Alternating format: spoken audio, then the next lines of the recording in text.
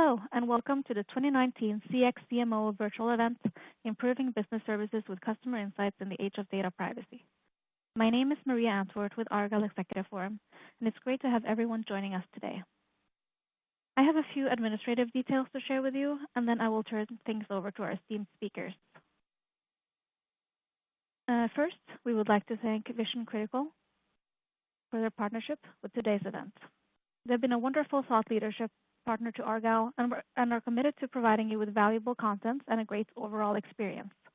So thank you again to Vision Critical. We appreciate you joining us today. We welcome you to stay connected during today's event. For those of you who are active tweeters, hashtags you can use are ArgyleCX and ArgyleCMO. You can also follow us on Twitter at Argyle Exec Forum, and be sure to join our LinkedIn groups, Customer Experience CX Forum, and Chief Marketing Officer CMO Forum.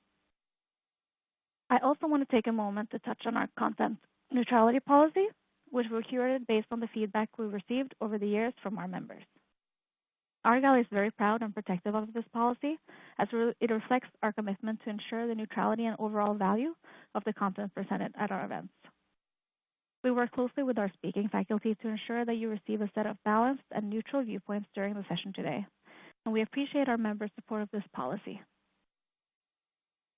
We have some upcoming Customer Experience and Chief Marketing Officer leadership forums that may be of interest to you.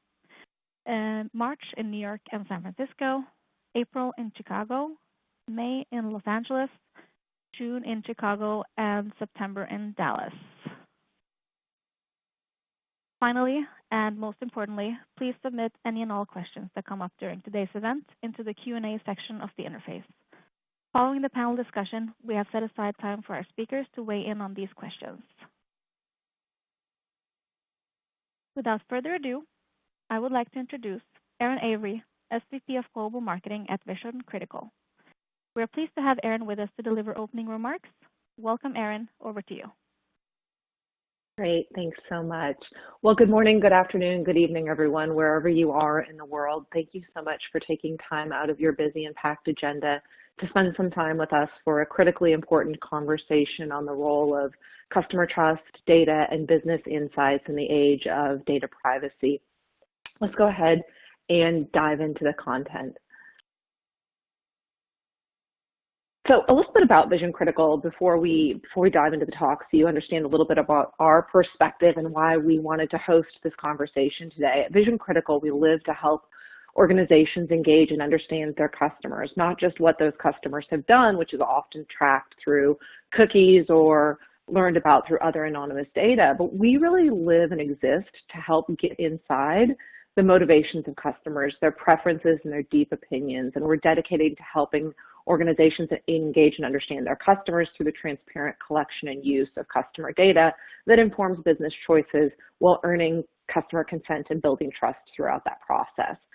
So a little bit about from where we came and why we believe that. We were actually founded almost 20 years ago in the market research services business, and so that's really in the deep heritage of our business. We're based out of Vancouver, British Columbia, and over the years we've grown from a services company to a services company that really now services the customer data and insights needs of thousands of clients globally, including over 500 of the current Fortune 5000. And those clients are extremely satisfied with the software that they purchase from Vision Critical, and we take a lot of pride. We talk about being a very customer-centric organization and helping organizations be customer-centric, but that's actually what we do. And finally, just a little bit about our dedication to helping our clients make high-quality data-driven decisions is actually backed by our strong security, privacy, and compliance posture, which was actually validated by our most recent Clean SOC 2 audit, where we actually received a clean report for all 5 trust principles. And if that's not something you're familiar to, that's pretty unheard of in the SaaS software industry. So it basically means that when organizations use our software, it's available, stable, with limited downtime, that our data is processed with integrity and is secure and stored in compliance with the ever-evolving privacy legislation and regulatory market. So as I said, we really live to help organizations engage and understand their customers, but that's becoming more and more difficult when the balance of trust between organizations like yours and the customers that you live to serve is really out of balance. And we were recently having some conversations with people just like you in the industry, and we heard conversations around the topic of brands needing to rely more on clean data from their own loyal customers. That's actually comes from one of the largest software advertising companies. And the focus on using data that's actually not clean or that was acquired in all these other ways really doesn't help organizations, gain and maintain an unfair competitive advantage and really maintain trust with their clients. And so we really believe that this quote actually from George & Partners is such an excellent representation of the opportunity for businesses today, and that's that trust is this delicate balance, this ongoing relationship that organizations have with their customers, and how you earn and maintain a customer's trust is directly related to how you collect and use a customer's data in this changing regulatory environment. And when I say changing regulatory environment, the rules are constantly changing. And as marketers and as customer experience professionals and business leaders, as the rules are constantly changing, it kind of leaves one to wonder, should we constantly try to become compliant with the regulation, or do we have an opportunity to step back and maybe take a different approach to the collection and use of customer data?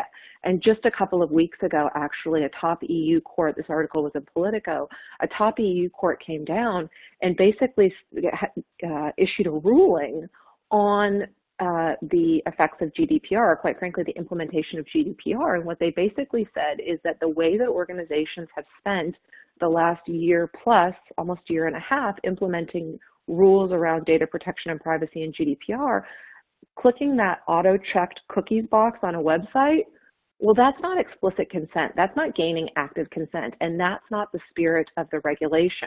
So all the ways that organizations are going about trying to continue to collect and spy on their customers, well, it's actually not in the spirit of the regulation. And so we believe at Vision Critical that there's an extraordinary opportunity at hand for organizations that want to earn and maintain customer trust.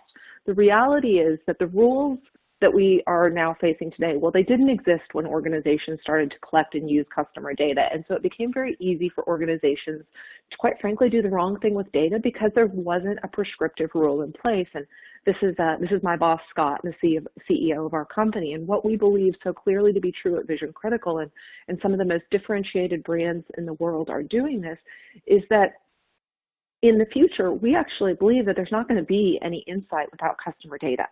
And there's not going to be any customer data without consent, and there's not going to be any consent, real consent in the spirit of the regulation, without value shared back to the customer. Simply said, if you are not very transparently telling your customers about how you're going to use their data to create value, you're actually putting the relationship that you have with those customers at risk.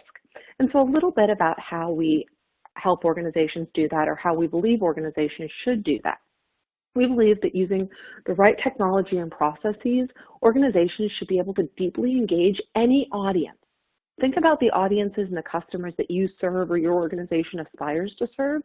And if you're able to deeply engage and understand them and really understand what motivates them and gets them out of bed every day, you're going to get more voluntary customer data capture. You're going to be able to use that data to achieve certain business outcomes.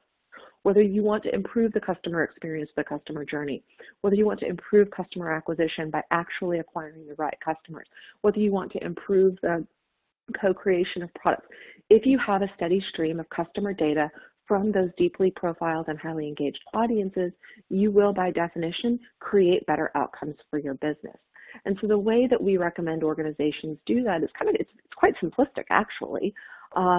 It's that you start by building those audiences, and then you engage and understand them and listen to what they have to say and tell them about how you're using that data. And then you integrate that data out into your system. Quite frankly, when I present it that way, it sounds pretty simple and easy.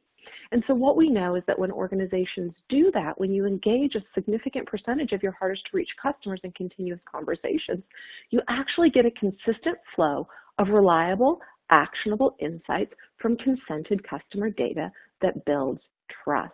And doesn't that sound like something that everybody wants to do for their organization? So don't just take my word for why this is a reasonable approach for organizations. We work with organizations all around the world in industries probably that are similar to yours and industries outside of yours, and we help them achieve some great business outcomes. But what's even more important than organizations that are employing this methodology is actually why customers want to pursue this approach, and how consented data that actually builds trust can actually create really meaningful and impactful business outcomes. And we see organizations that are pursuing this really deeply engaged approach to audiences. We see the reasons that organizations do it really fall into kind of 4 key business outcomes. So hopefully one of these, or perhaps all of these, resonates with you. We see organizations that have voice of customer programs really centering everything that they do around the customer. And I can think of one large organization in particular that's incredibly inspiring. They don't make any decision in their organization without engaging in and understanding their customers. And they have become one of the highest performing retailers in North America that outperforms basically their peers by head and shoulders. We see a number of organizations that want to improve their audience acquisition, and they're really getting tailored. And before, they were relying on an anonymous third party, and they weren't using the clean data that really got at the motivation and belief of their customers. But when you segment your audiences and you can actually target your algorithms based on motivation, preference, and belief, your acquisition model is by definition going to become more effective. We also see organizations co-creating and innovating in their product and service portfolio, getting products and services to market faster that actually perform, that meet the needs of their customers better because they were developed in partnership with their customers. And then finally, we see a lot of organizations that want to really get into the source of dissatisfaction with their customers. So they've built their customer journey, they've defined their measurements, and then they find these sources of dissatisfaction within the data, and they need to go back to those deeply profiled, highly engaged audiences and really understand, well, what are you dissatisfied about and how can we improve that satisfaction? So we see a proven data and insights methodology that's consistently being used in the market by these organizations that want to build trust and build loyalty, improve the customer journey, and they want to do that while achieving certain business outcomes while impacting trusting relationships with their customers. So this methodology is actually pretty easy to follow when you break it down. It starts with your system of record. What do you know about your existing customers? And then you build upon that. You deeply profile them and gain their consent. So imagine going out to an audience of your customers and saying, we'd like to talk to you in context because we're very interested in getting your active advice about how we can make our products, services, and company better to serve your needs better. Think about the psychological power of going and asking for somebody's advice. Well, don't we all want to be asked for our advice? And so what we find is that when you talk to the right people in context and you ask them the right short contextualized questions, you don't ask them anonymous questions like what's your demographic and what's your age and what's your gender and what's your income, because the reality is that most organizations have that data somewhere already stored. What we believe and what many organizations believe is that when you use the data you have to talk to somebody and ask them for their advice in context, you're going to see unprecedented engagement rates. It really ranges anywhere from 40 to 70%, but I like to use the nice round number 60%. Quite simply said, if you talk to me, Erin Avery, in the context of who I am and ask me for my advice, you're going to get a high probability that I'm not only going to respond to you and give you that advice and give you my deep thoughts, opinions, feelings, and beliefs, but I'm going to do that in a way that's really reliable so that you can rely upon that data to actually inform the decisions that your business is making. And what happens is when you talk to people and you talk to the right people, the right context, you get two very important things. You get zero-party data, which is a subset of first-party data, and that's so critically important because in the age of regulation, you need to know that the data that you're gathering is actually data that you can use. And we know a lot of organizations have lost access to data as new regulations and changing regulations have come into the market. And that highly reliable zero-party data results in trends and insights that affect the biggest business outcomes that virtually every organization is trying to achieve, whether you're trying to grow revenue through acquisition, improve satisfaction through the diagnosis of dissatisfaction, accelerate innovation through co-creation, and de-risk organizational decisions. But it's not enough to stop there. The methodology requires that you actually do something with that data besides just impact your business, because we live in a world of big data, and you need to feed this zero-party data back into your system of record. If you're a B2B organization, your system of record may be a CRM. For us at Vision Critical and many enterprise software companies that I've worked at in my career, that's what the system of record is. For many organizations in a B2C environment, perhaps you use a data management platform or a loyalty program. If you're in retail, it really varies. But I encourage you to start talking to your peers across the business about your store of customer data and your system of record, because when you follow this proven methodology and you feed that data back into your system of record, it's kind of like a garden. You're constantly pruning and feeding it, and you're bringing very rich, nutrient-rich data back into that system, and that's data that you can't get anywhere else, and it's compliant.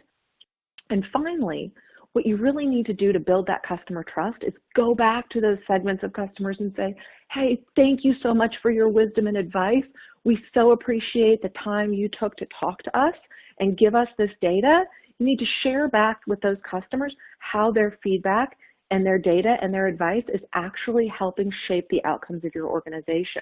And so it's critically important to say, based on the advice that you and people like you gave us, our business is making these changes. You're going to see us introducing this product. You're going to see us changing this service. You're going to see us changing this customer experience because we heard you and people like you want or need something different, and we value what you have to say. And so when you use this proven methodology of engaging and understanding your customers and using the context that you have to achieve certain business outcomes, and you feed that data back into your system of record, and you tell your customers how their data is being used to impact your business, the impact is tangible and real. And it really varies, whether it is a customer-centric organization that does not move without consulting their customers. We work with one organization who engages their customers in over 300 studies, short contextualized studies throughout the year. Now, I don't know about you, but the last time I checked, there's about 365 days in the year. That's almost once a day they're talking to their customers about how to advise and improve their business. We see organizations improving sales in mature categories that were otherwise thought to be tapped out by simply asking customers.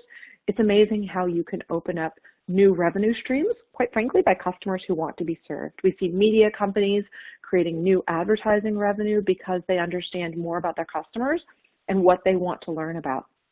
We see customers getting products and services to market faster, and the revenue associated with those co-developed product and services is significantly better than the revenue associated with product and services that aren't co-developed. And finally, we see organizations that are improving satisfaction across all of their scores. But it's not just about the business impact, it's about the customer trust and lifetime value that you experience when you engage somebody repeatedly for a number of years. And in fact, one of the best practices we see is that when you engage customers in continuous conversations, they tend to stick around for over 3 years. And they tend to engage between every 3 and 4 weeks. And so imagine the psychological impact on a customer's trusting relationship with an organization when they become a proactive advisor at scale over a period of 3 years. Well, we know that the actual tangible impact is we see organizations experiencing an up to 25% increase improvement in their customer lifetime value because they're creating a relationship on the foundation of trust.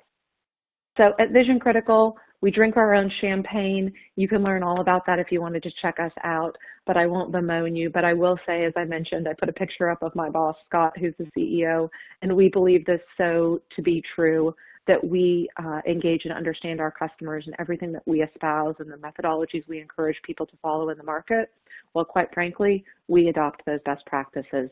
So I will leave you with the inspirational logos of many of the organizations that we work with across the globe in verticals ranging from consumer packaged goods to media, to retail, to entertainment, to manufacturing, to B2B.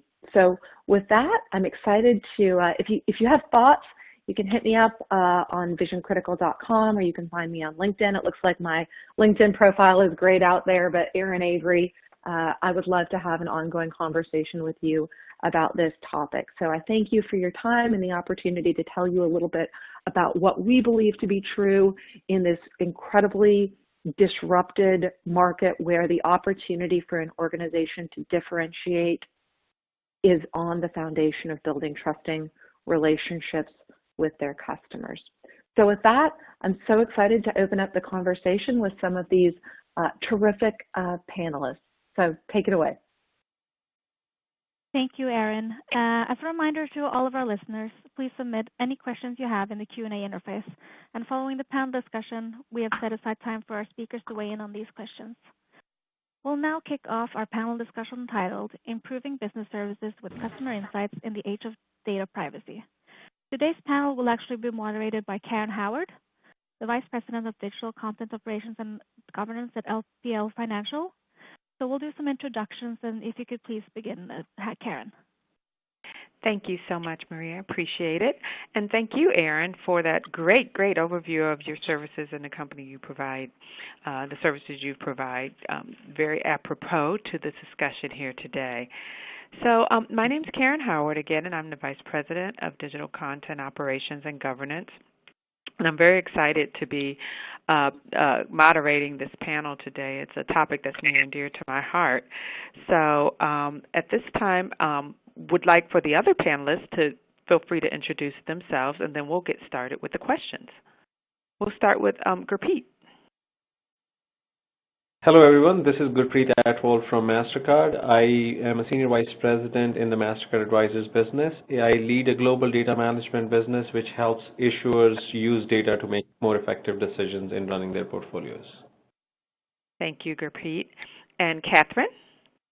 Hi, good afternoon, everyone. This is Catherine Calloway, and I'm the Vice President of Marketing and Development at the Visiting Nurse Service of New York, which is the largest home health care and community-based organization in the country, nonprofit. And I'm responsible for both how we interact from a marketing perspective as well as from a fundraising perspective with our customers. So obviously data privacy, particularly in the healthcare industry, is really, really critical. So for me as well, thank you, Erin. Really great insights and really ring true. Consent definitely builds trust. Great. Thank you, Catherine. And Jennifer, introduce yourself. Hello, everyone. Yes, absolutely. My name is Jennifer Reagan. I work for ABB, which is, for those who are not familiar with ABB, it's an electrical manufacturer based out of Switzerland. And I'm the Global Director of Value Proposition and Product Activation for the Electrification Division. So as customer insights play a critical role in the development of our value propositions, I also have responsibility within our division for the processes around the development of customer insight, including our formal voice of customer programs, NPS surveys, and any other organic touch points that we have with customers. So all very really important topics for us in terms of how we collect and we interact and understand our customers better. Thank you, Jennifer. Well, without further ado, we'll jump right in. Let's start with the first question. How does your company create trustworthy relationships with customers in the age of data privacy? So this is Gurpreet. I would like to take a lead on that one. Representing MasterCard in this forum, I think MasterCard, running a global business, global data business, it has been critical for us to be at the forefront of protecting the customer rights. MasterCard has long believed in using data ethically and protecting the rights of the customers. And we just saw Erin talk about 25% lift in customer value through data trust and the customer trust. And we have seen a lot of those in action as we've helped MasterCard clients globally. But not only we have We not only believe in this, but we've also taken some material steps in making this true. And one of the latest one is what we launched earlier this week called as Global Data Responsibility. And the idea behind that is that we all firmly believe that data has the potential to fuel the next century of innovation, but this can only be done if we use data ethically and we hold customer privacy centric to that. And we hold our data practices to high standards. And with that in mind, we have 4 key principles behind this. One is that as a MasterCard customer, you own your data. Every day you're producing data, that data belongs to you. The second one is you control that data. You, as a customer, have the right to know how your data is being stored, how data is being shared, and how it is being used. And the third thing is you as a customer should benefit from the use of your data. If we are making use of your data to draw better products, those products should help you directly and your life should be easier and richer because of that. And finally, the most important of all, we protect your data. We want to make sure that you as a customer have absolute trust that we are doing everything to keep your data secure and use it responsibly. Great, thank you, Gurpreet. Does anyone else have any comments as far as this topic is concerned? Hi, this is Jennifer. So this is Erin. Oh, go ahead.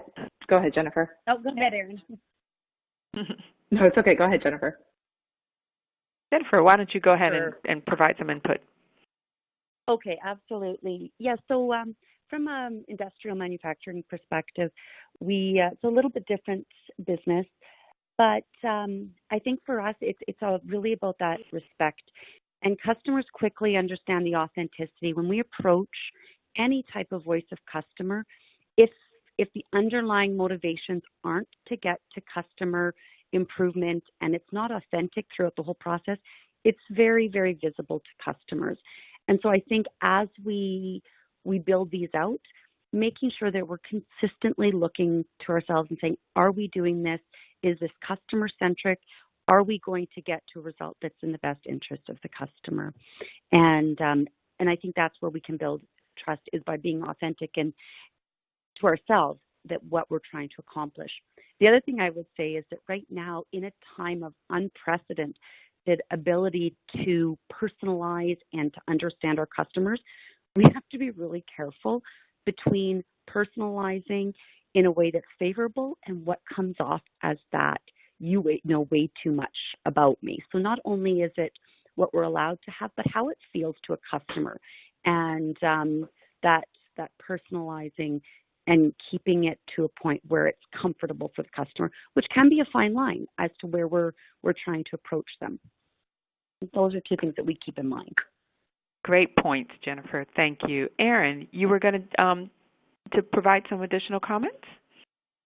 Yeah, so this, actually Jennifer said something that I think was so critically relevant for us all to consider, which is this balance between contextualization and personalization. Where do you draw the fine line of being just outright creepy? You shouldn't know that about me, or even if you do, I don't want you to use it against me. And so this idea that talking to people in context and using the data that they expect you to use to talk to them in context. I always like to give the personal example. I was checking out of a hotel about a year ago, and I got the post, experience survey, which by definition I take every survey I get because of the industry that I'm in, and because I'm so just curious about that experience. And as I was going through this terrible experience of 40 questions, but I'm committed to get through the whole thing because I want to, see it from the eyes of the customer, I get to question number 10, and they'd asked me all these anonymous demographic questions. I'm like, surely I've been doing business with you for like 15 years. You know this about me. And they get to question number 10, and question number 10 was, are you married? Which, by the way, I happen to be married, and I don't care that they asked me that I was married, but I got so mad that they asked me if I was married, because actually almost 10 years ago to the month, I'd gotten married, and we'd held our wedding reception in one of their properties. And so I contextually expect them to know that about me, and they have the right to talk to me contextually and say, are you still married? How has your family situation changed? But in that opportunity, which, by the way, that would have built trust and really solidified my belief in our relationship between that brand and me as a customer. And in that moment where I had the opportunity to build trust and talk to me in context, where they had the right to talk to me in context, like Jennifer was saying, they actually broke that trusting relationship by not using the data that they had about me to talk to me in an uncontextualized way. And yet I still get personalized advertisements from them. And I'm like, wait a second, how do you even know that about me when you can't even talk to me with the data that you have? So that's just a kind of an anecdote to validate that I so critically believe in that balance between talking to somebody in context and talking to them in a creepy personalized way that says, yeah, maybe you shouldn't know that much about me. Good information from everyone. Thank you. We'll move on to the next question. What have you learned from past customer data collection failures and challenges? Do you have any examples? Sure, Jennifer, I can how start us about off. you? This is Jennifer Okay. again. Yeah, absolutely. I can start us off with this. And as Erin was thinking, I'm replaying the last 20 years and all the different failure points that we've had, learning opportunities that I've had. And I think in general, I would say I can kind of lump them into where we fail, or we failed, or where our surveys haven't delivered what it was, or our surveys or our interactions, whatever it happened to be. One was just a lack of response. We just haven't been able to engage people in an effective way. So I think that's one big bucket. Introducing a bias. Are we getting a real sampling? Are we do we have a bias on there, or are we getting pure information? And then the last one is, Erin touched on as well, is are we doing something with that? Like, are we structuring this in a way that's actionable and a way that we're actually going to deliver on that, so that when we go out and ask for this information, it's part of building that trust. We're asking, but the expectation is that we're going to act on it. And I think quite often we'll do these great studies, we'll look at them, we'll learn from them, but is it actually driving business decisions? So I think those are the three big buckets that I would say I've seen us fail and having to do something about. In terms of my experience, I think having good partners, especially when we're looking at if you're not doing it very often, but having people who really understand how to do this, and if you have to do the studies, I use user groups quite often, which is really helpful, but really bringing in trusted partners when needed, having those relationships in place so that when you do need to get that information, you have places to go and trusted partners. I have an example where I had a certain geography we were going into, and I didn't have a partner, and it took a month that we had zero connections, like nothing. We weren't able to do anything. We weren't able to get that input they were looking for. So I think that goes to, it's not a one-time thing. These are relationships. It's a relationship with the people helping you with it. It's a relationship with your customers. And if we're just going out once every now and then to touch the customer, we're not doing something with it, it can be a very difficult process. Thank you. Great examples. Thank you. Would anyone else like to share? This is Gurpreet Atwal. I think what Jennifer just shared is very, very valuable. Just overlaying that with what we experience as a business that operates in over 180 countries, the global data privacy framework is evolving on an ongoing basis. What ends up happening is, GDPR came around, but then close on the heels of it, we have California, Brazil, Russia, there's South Africa. There's plenty of countries around the world which have changed, which have come up with some sort of a regulation. And what this has done is they have fundamentally changed what it means to collect customer data. What has happened is, so for example, GDPR said the consent that you get from customer is very, very contextual. So you might have gone out there and gotten the customer consent for a given thing that doesn't give you broad consent. And this has created a lot of confusion in terms of what is allowed and what is not allowed. And the other thing that we have seen is that even if you follow the spirit of customer data collection and consent to the letter, it has led to a place where your data usage rights are becoming smaller because now you have limited and limited restrictions, and the consent world is quickly closing in. That has led to a place where the businesses are struggling a lot in terms of whether they are allowed to do something or not, whether how many times they have to go back and look at the consent.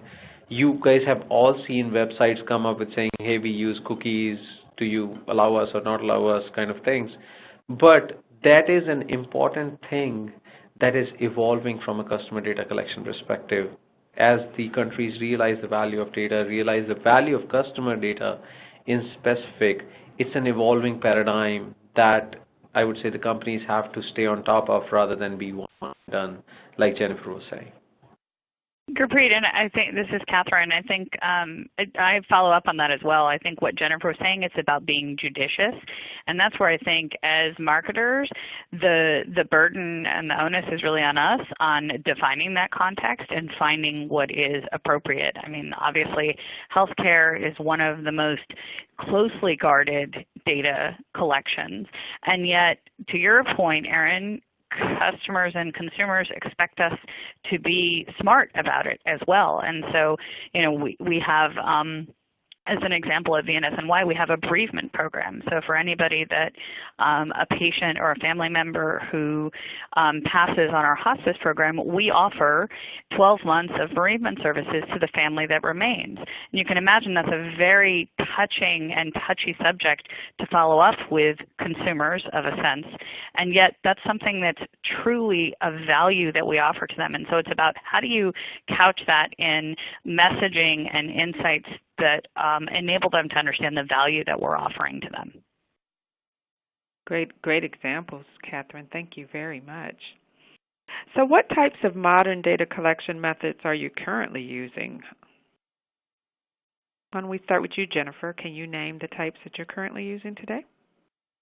Sure. So, I mentioned really briefly, but user groups, I think, are, for us, I find them to be extremely powerful. They're not easy to run. It's a long-term commitment, and but I think that gets to that relationship and long-term investment in both ways that the customer has in the success and the solutions that you're developing, as well as your commitment to those customers. So I think user groups is a very good way, a very powerful way to build relationships and that trust. And the second thing we've been doing a lot of is really understanding personas at a deeper level, so we can understand preferred ways. How do our customers want to interact? How does an inside engineer, for example, might differ from how an account manager may want to engage, and making sure that we're giving different types of ways to engage so that it's something that's comfortable for our customers and we can provide the feedback that way. So those are a couple of the ways that we're really leaning on to develop our customer insights. Thank you, Jennifer. Anyone else want to provide some additional ways that modern ways of collecting data that they're using today?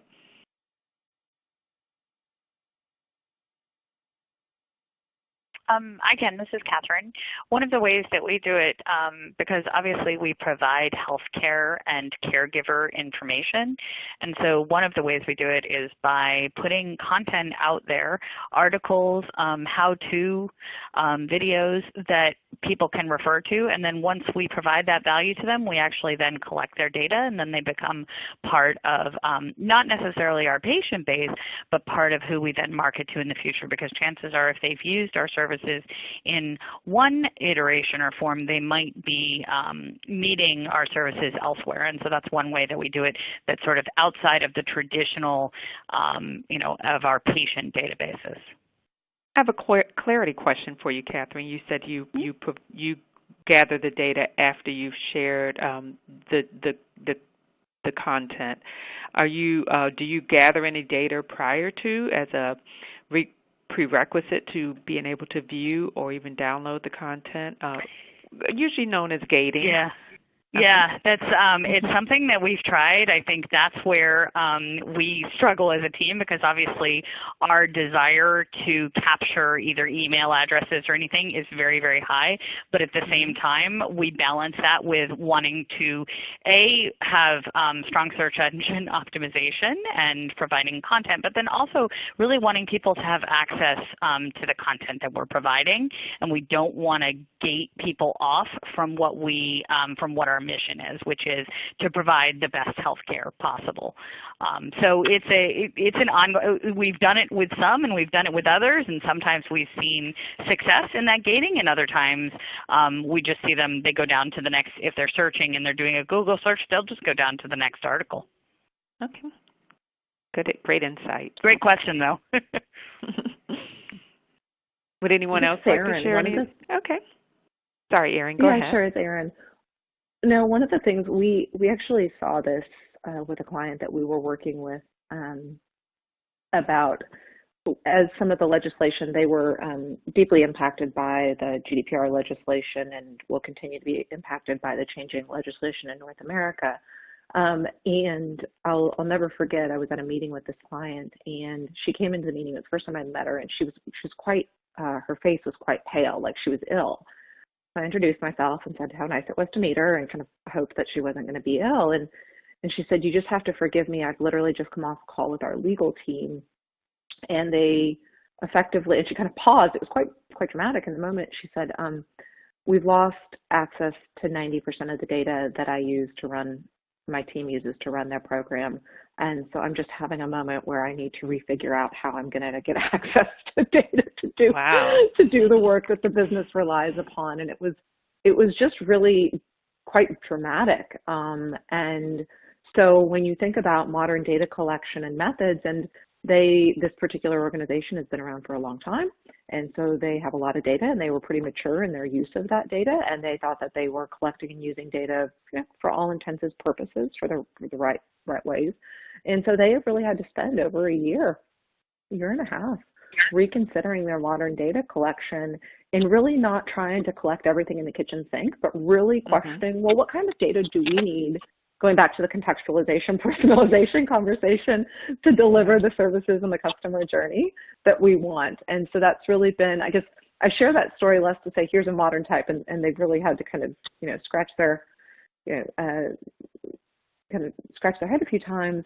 But the point is that this is happening to organizations, and they came through it just fine. If anything else, it was a bit of a team building exercise, quite frankly, because it helps them to really ask a lot of hard questions that they'd never been forced to ask before, because they simply just had access to everything. So when that access gets revoked, or legislation changes your access, it does send you back to the drawing board, and there's some really kind of positive benefits that can come out of having your feet swept out from under you, so to say. I can imagine. That was not a good day for her. I hope it didn't happen on a Friday. It wasn't. Well, let's switch it around a little bit, and we talked about modern data collection types that you're using. What about traditional data collection methods that you're using that still work, regardless of new innovation that's out there and the ways we collect data, but things that we've done all along that still resonate with our customers and consumers and still provide value to the organization?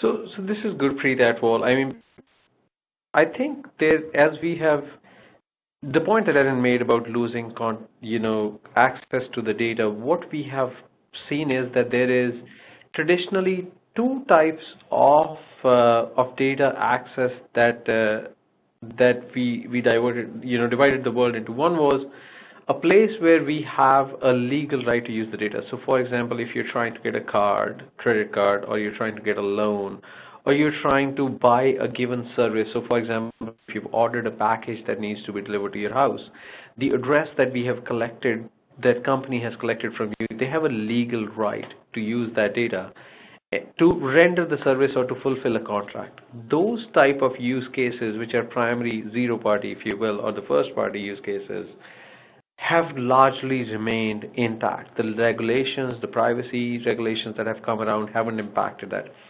It's only when it comes to the secondary uses of data. So for example, taking right back on the on the delivery of a package to your address, now that logistics company might have a secondary interest in leveraging that address, zip code, whatever it is, to optimize their services or optimize their distribution or optimize their routes, but they don't have your primary consent on that. And this is where we have seen that some of the companies are getting into the gamification of the system, where they are going to customers and saying, hey, if you give me unlimited access or X, Y, and Z access to your personal information, I'll give you 10 or 15% off of your next order. And a lot of the customers, for the lack of, I would say, awareness, we are all at some point of time, how many times have we read an end user license agreement? We just say yes. And we are seeing that those are the kind of companies where we should be aware. And there's also, they're like trying to run a sprint when it has to be a marathon when it comes to earning the trust of the customers. Great points. Anyone else have a point of view? I would add, for our industry, there's still a lot of lives, like that trust is still built with our sales force. And as much as we do use and people look to more digital or less human interactions, there's still a place where those salespeople, the people who are out, the account managers are out there, and they're really spending the time understanding the concerns, the issues, and they represent the customers very, very well. And I think that's still a very strong source for us of understanding of what's going on, is those people who are working with them on a day-to-day basis in actually trying to solve problems. Great points. Thank you. How about you, Catherine? Do you have any point of view as far as traditional? Sorry about that. I was on mute.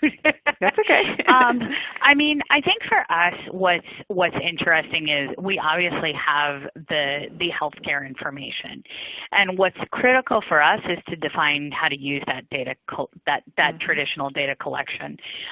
We've struggled because there's a lot of discomfort with how people want their data information used, but I think the traditional way that we take patients' information is through our electronic medical records. And so as Gurpreet said, we have access to that information, and it's about understanding how to use it. But that's what still works best for us, is knowing, where they live, what information, such as that they live in a fifth floor walk-up. Those kind of things, they appreciate that, because then they understand that we provide the right service to them and we're able to do that. So, I mean, the traditional data collection is still what works best for us, but it's also about being trustworthy and really understanding how we are using that data. Great. And last but not least, I think we'd want to know from our panelists, how does your company use tools and strategies necessary to collect and apply agile, actionable, earned consent from customers?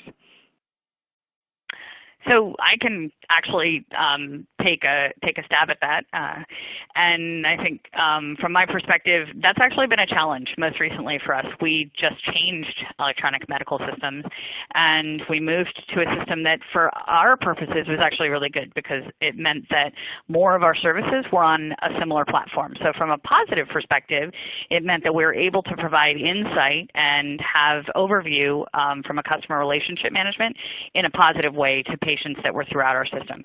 However, on the flip side, we actually saw a shift in the fields around consent, and that, that previously a system that as marketers we had used and we had trusted has now switched over to something that was more from a clinical database perspective. And it actually has been a challenge for us, because it's not giving us as much of an earned consent approach as we previously had been. So that's actually, from us, a recent challenge that's been unfortunate.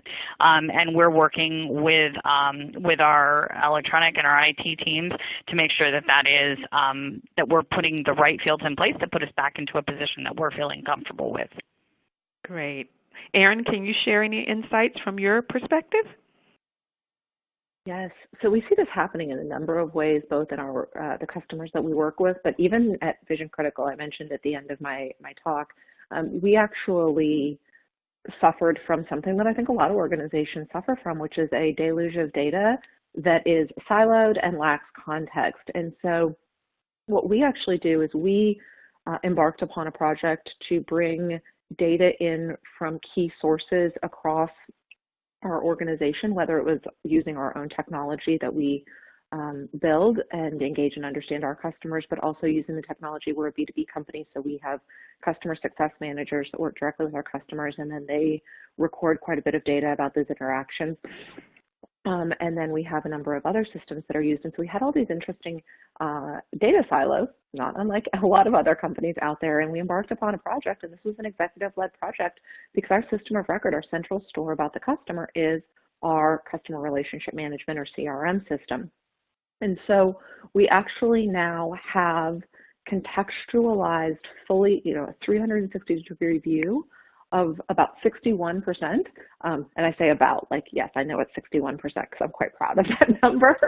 And so we can go out and talk in a quite contextualized way to well over half of our customers about their experiences, and that wasn't something that we could do. And you see this happening in organizations all over the world, both B2B and B2C. We see a number of organizations taking that data from other stores around their environment and feeding it into perhaps a data management platform or into a data lake. One of the things that we're really seeing that's been really, really cool in some highly sophisticated organizations is the budding relationship between a customer experience or customer insights team and a chief data officer or a data scientist, or basically the data team, wherever the data team sits, because there's really no kind of one way that organizations do that. And those are two parts of the organization that had never really, those aren't the people that you'd see hanging out in the lunchroom together 3 or 4 years ago, or even maybe 18 months ago.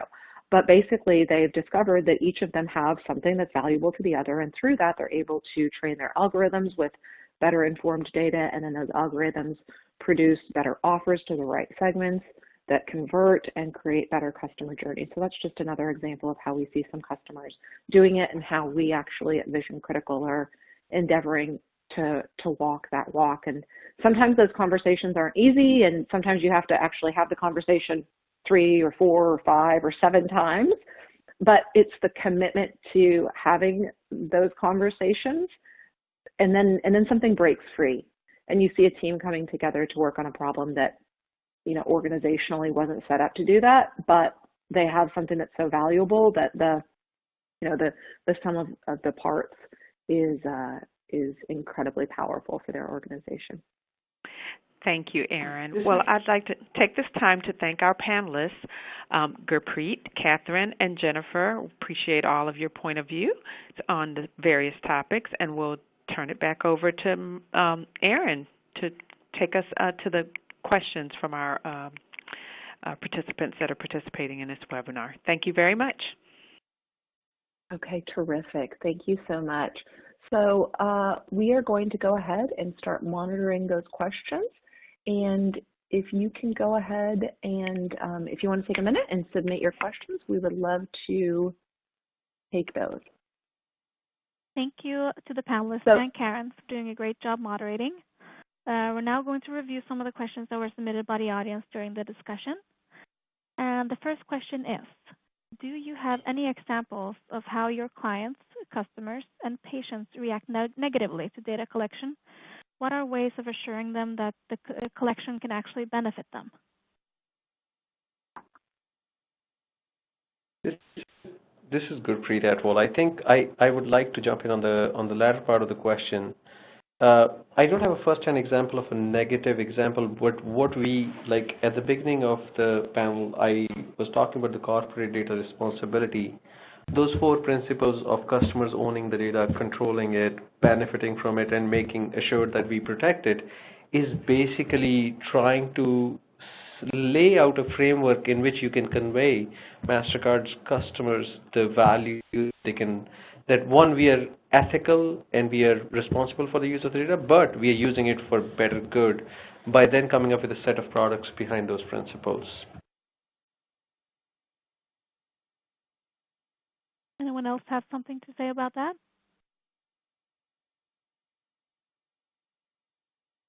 Okay, so we're going to question 2. How are you establishing the identity of your customers in order to create a more personalized experiences?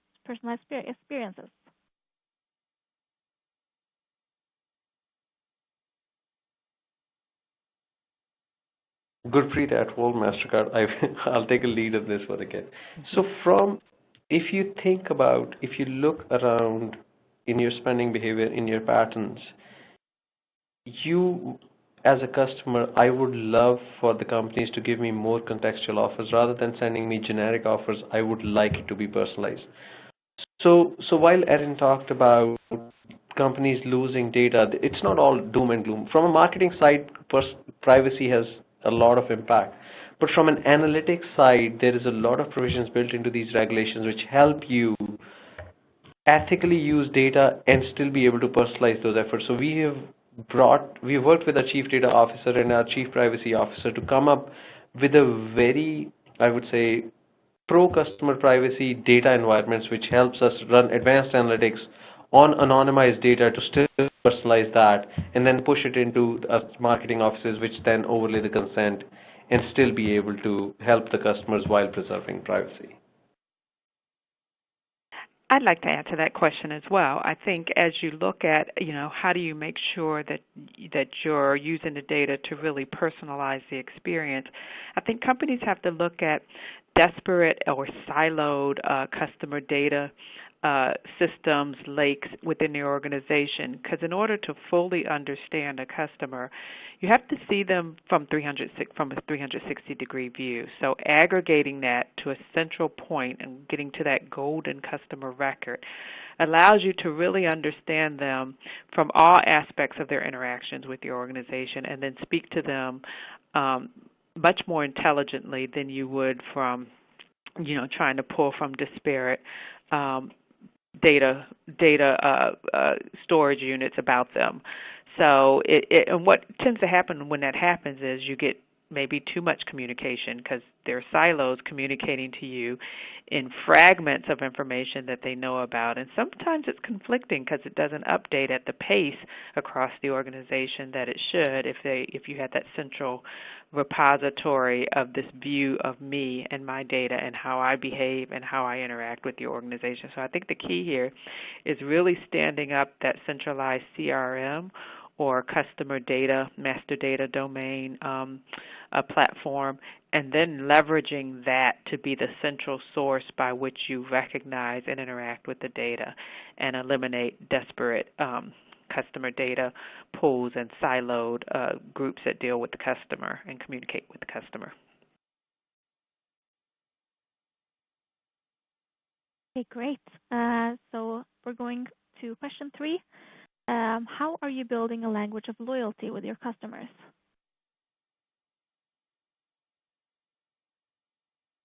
So this is Erin. I can hop in and talk a little bit about that. I think there's really 2 things that we need to be considering when you talk about loyalty. And of course, loyalty is our perspective. Customers don't think about it like that. They think about it in the perspective of, how is this brand servicing my needs in an environment where you have more choices than ever, and there's more vehicles and venues and outlets for customers to explore choice with very low commitment. It's important to think about how you inspire the customer to continue to want to do business with you. So I think it comes down, like I said, to 2 things.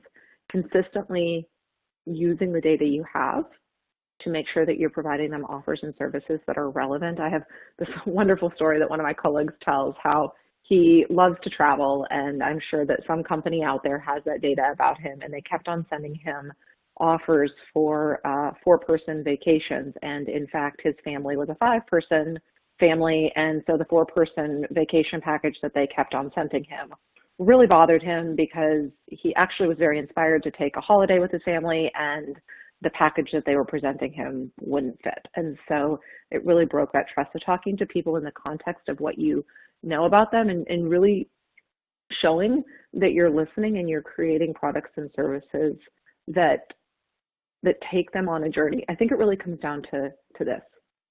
People want to do business with companies that are going to take them somewhere. And it's the company's unique opportunity to provide products and services and offers and experiences along the way that through every transactional experience take them on the journey, because people do want to go on a journey. People want to be inspired. I believe that in my heart of hearts. And we have, as marketers and experienced leaders, we have that power. And ultimately one day you wake up and you have a happy and cheerful and dense, customer base of advocates who really enjoy doing business with you and actually want other people to know about how they should do business with this company because it's a great experience. So I really believe that that's that's kind of the crux of what we as marketers look at as loyalty.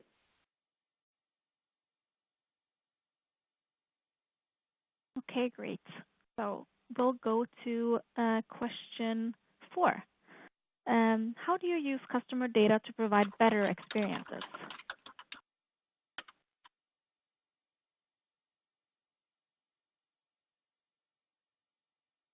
This is Jennifer. I can take it from our perspective on, we look at it in multiple ways, because I do almost anything that voice customer, voice a buyer.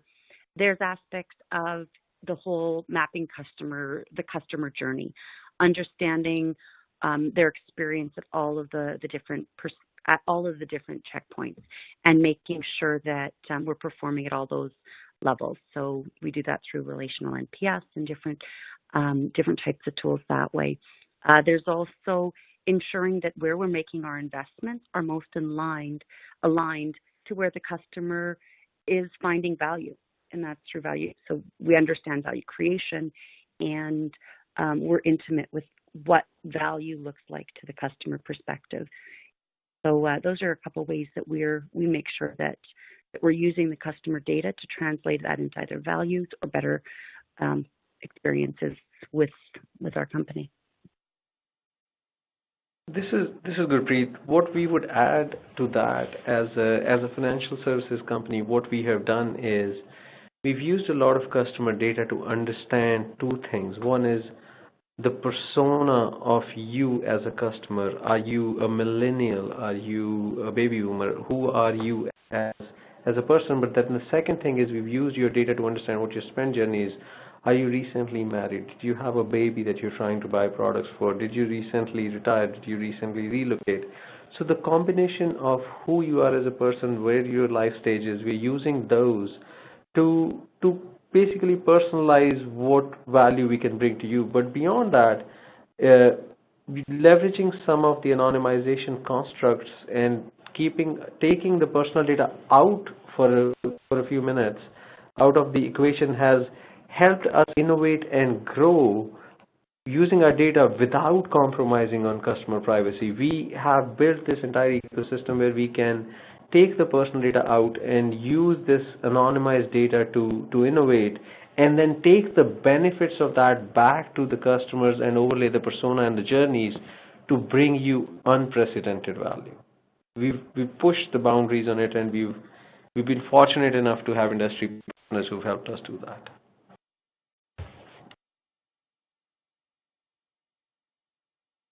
Anyone else want to take that? Okay, let's move on to question 5. What are some differences between collecting data and marketing B2B rather than B2C? This is Gurpreet Atwal from MasterCard. I can partially answer that question. If you think about the age of privacy, things like GDPR and the regulations that are coming around, a lot of that is focused on the individual rights of you as a human being, as a customer, not necessarily as a B2B play. Marketing to businesses is still a very new field to the privacy aspect of it. Right now, most of the regulations are focused on protecting the individual's rights rather than the business's rights. The businesses, on the other hand, in the B2B2C scenarios, now you have a very different ballgame where you as a service provider, are relying on the business who's in touch with the customers, that they have the right consent and the right management and the right rules in place. And I think that brings the onus on companies like MasterCard, where we are trying to put together frameworks in place which help us validate that before we render the services in order to protect the customer privacy. This is Jennifer. I would agree that a lot of those things are aimed towards that personal. So as a B2B, we don't take that personal information is not as much part of our data. We build personas, but they're around roles, and we don't touch that really personal where there seems to be a lot more sensitivity. That being said, we still have, so under the same rules though that we have, so in some ways we may have been less cognizant of it because it wasn't really personal data to the same degree that a company that is used to dealing with that level of sensitivity might, but we still have to deal with that. And Aaron's example of having someone lost 90%, we went through, I just talked to one of our marketing managers, and she said the exact same thing. Overnight, 95% of her data was gone, and she had to redefine her whole role.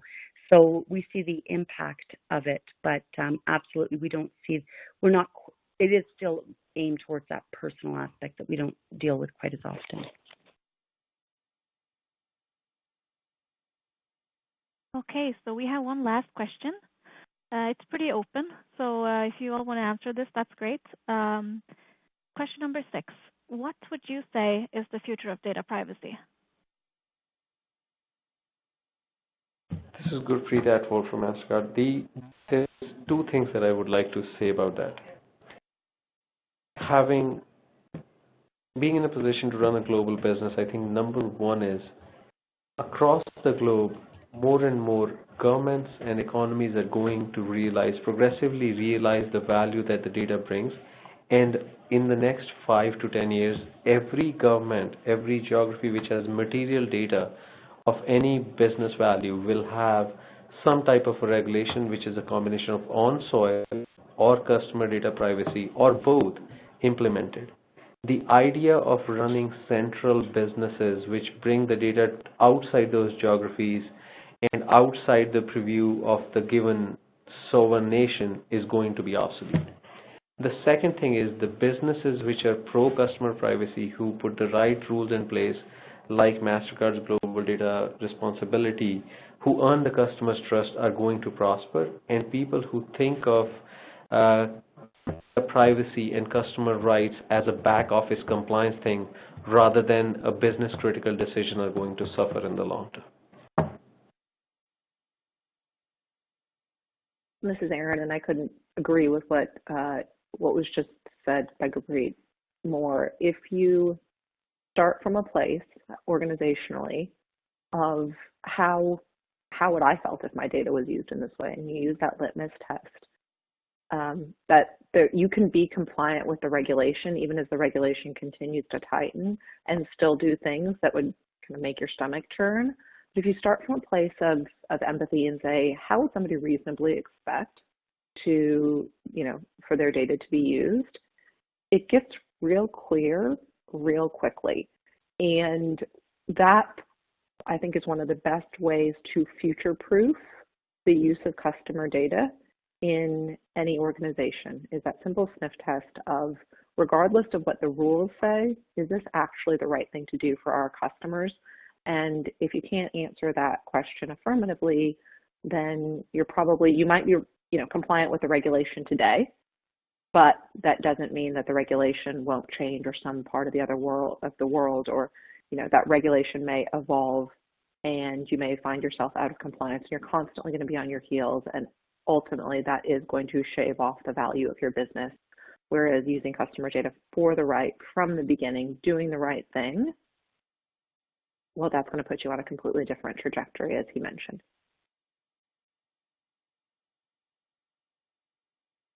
Okay, thank you, everyone. I want to thank everyone for joining us today for this fantastic virtual event. Thanks again, and enjoy the rest of your day. Thank you. Thank you.